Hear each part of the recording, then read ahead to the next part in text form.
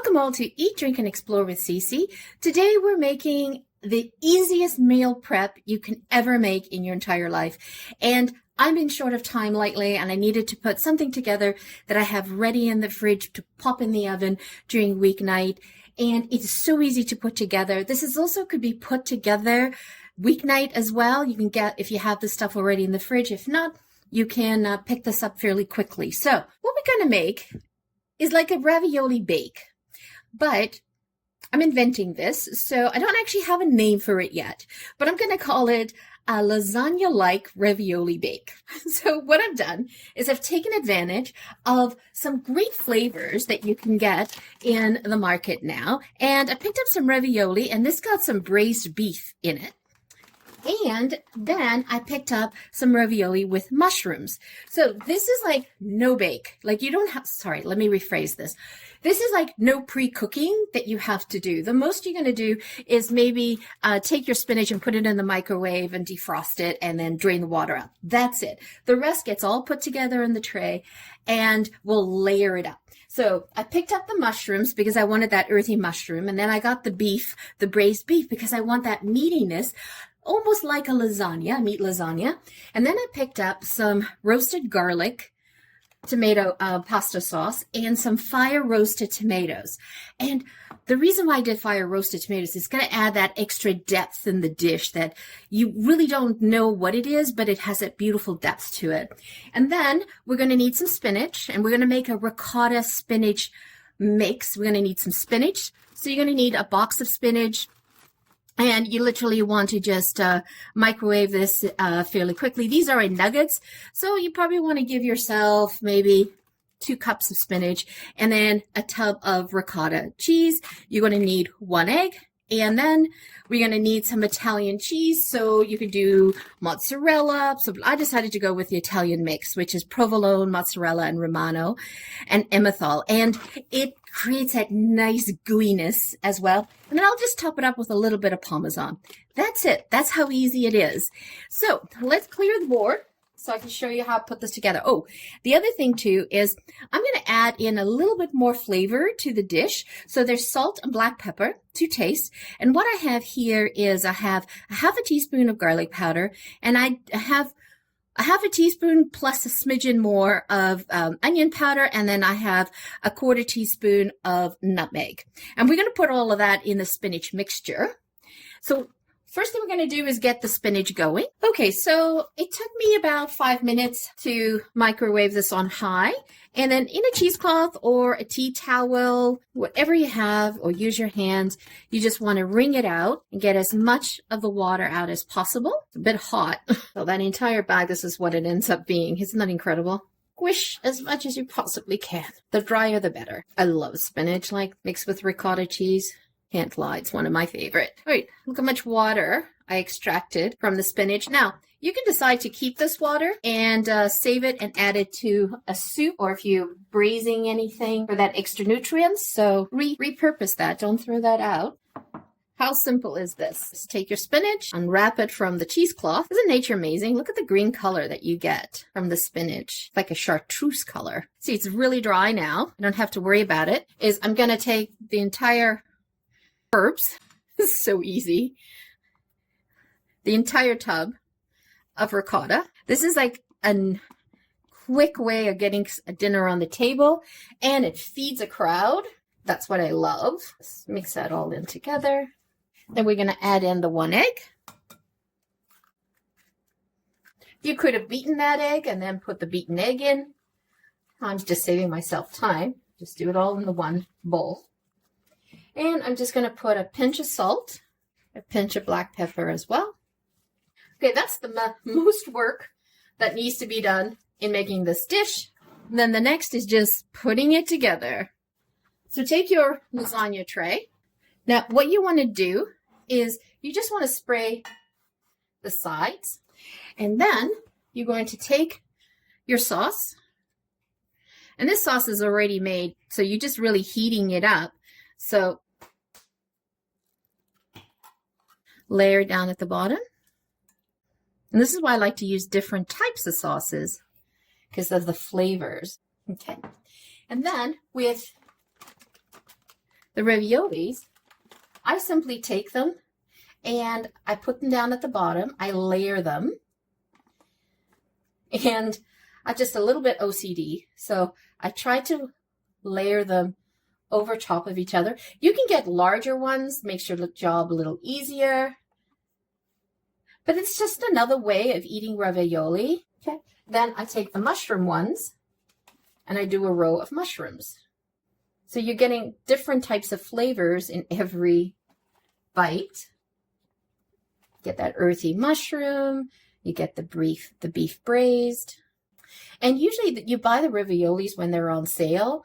I actually picked up these two this weekend, and they were like two for $12. So, and all this work is done because honestly, I wouldn't spend the time making ravioli. It's just too labor intensive for me at the moment. Don't have the time. Maybe one day when I retire and I have all the time in the world, but not right now. It's just a fun alternate way of putting something together. You know, same ingredients, but a different way of presenting it. Okay, and then we'll do, so that was beef, mushroom, beef, and this will be mushroom. Don't worry about it, just overlay it. So you see how I said no bake? Taking advantage of ready-made stuff in the grocery store. Why not? We're busy people. And you can also show your kids how to do this. And they could do this, you know, when they come home from school and have dinner ready. So the next thing you do is just layer in your ricotta layer. Now, you can make this dish for two. You could make half of it, just, you know, half the recipe, or you can double it, or triple it, or quadruple it. By the way, this freezes really, really well as well. So you could make a whole bunch of these and have them in the freezer ready to go. And they keep for about 6 months in the freezer. So you just want to make sure that you wrap them well. You wrap it with saran wrap before so that you prevent ice crystals, right? So look at that. Woohoo, I'm so excited. Seriously, how easy can this be? And it's nutritious and yummy and filling. And a make ahead. Coming home from work during weeknights and then having to cook, it's just too much stress. And then I opened up some of the Parmesan cheese. I'm just going to layer some of that in here. You can use any type of cheese you want. This cheese was on sale, so I ended up picking it up. I tend to always pick things up that are on sale. Multiple packs. It keeps well in the fridge. And now we're going to do the roasted garlic. And then you just layer on the next jar. Remember, guys, you're building flavors, right? And this time we're going to alternate. So we're going to start with mushrooms over here.